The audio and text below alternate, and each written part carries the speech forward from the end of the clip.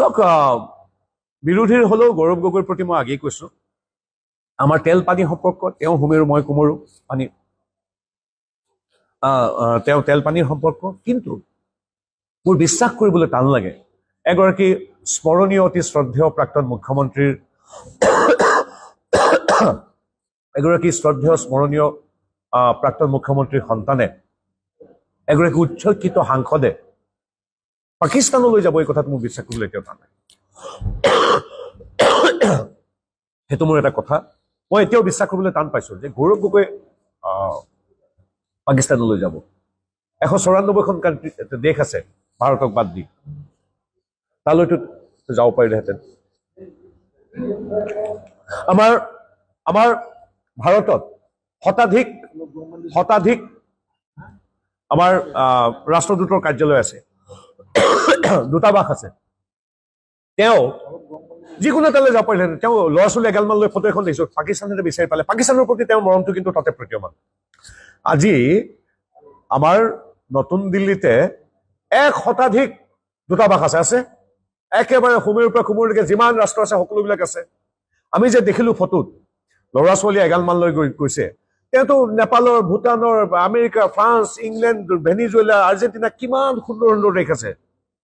তালৈ যাব পাৰিলেহেঁতেন কিন্তু তেওঁ একেবাৰে সাধাৰণভাৱে ভাবক একো পলিটিক্স এজিপি বিজেপি কংগ্ৰেছ নাই আপুনি হোৱাহেঁতেন কি কৰিলেহেঁতেন এই সন্মুখত মোৰ চাই থকা মোৰ কথা শুনি থকা বা সন্মুখত বহি থকা সাংবাদিকসকলে বোলে আমেৰিকালৈ যাওঁ নাই ভূটান আমাৰ ধুনীয়া ওচৰৰ ৰাষ্ট্ৰখন তালৈ যাওঁ তেওঁ ল'ৰা ছোৱালীবিলাক নি বিচাৰিলেগে ক'ত শিকিবলৈ ক'লে গ'ল তেওঁ চাহ খাবলৈ ক'লে গ'ল পাকিস্তান দূতাবাসত সেইটো কথাটো স্পষ্ট বাকীখিনি বাদ দিলো সেই প্ৰশ্নটো উত্তৰ দিয়ক 194খন ৰাষ্ট্ৰ তেওঁ নিৰ্বাচন নকৰি তেওঁ পাকিস্তানৰ প্ৰতি ইমান মৰম কিয় কিন্তু তথাপিও পাকিস্তানলৈ দেশলৈ যোৱাটো মই কিন্তু এতিয়াও বিশ্বাস কৰিবলৈ টান পাইছো যে তেওঁ দেশলৈ গৈছে কিন্তু আমাৰ মুখ্যমন্ত্ৰী ডক্টৰ হিমন্ত বিশ্ব শৰ্মাদেৱে সদায়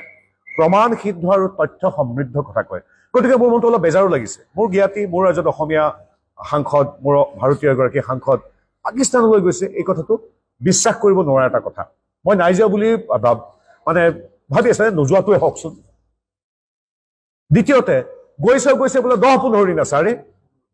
তাত কেতিয়াবা কোনোবা যায় বোলে ক্ৰিকেট খেলিবলৈ উপায় নাই খেলিবই লাগিব সকলোৰে সন্মতিক্ৰমে এদিনৰ কাৰণে কিবা ক্ৰিকেট খেলাত আমি টিম যোৱা দেখিছো বা কোনোবা আমাৰ ডিপ্ল'মেট কূটনীতিক কেতিয়াবা যাবলগীয়া হয়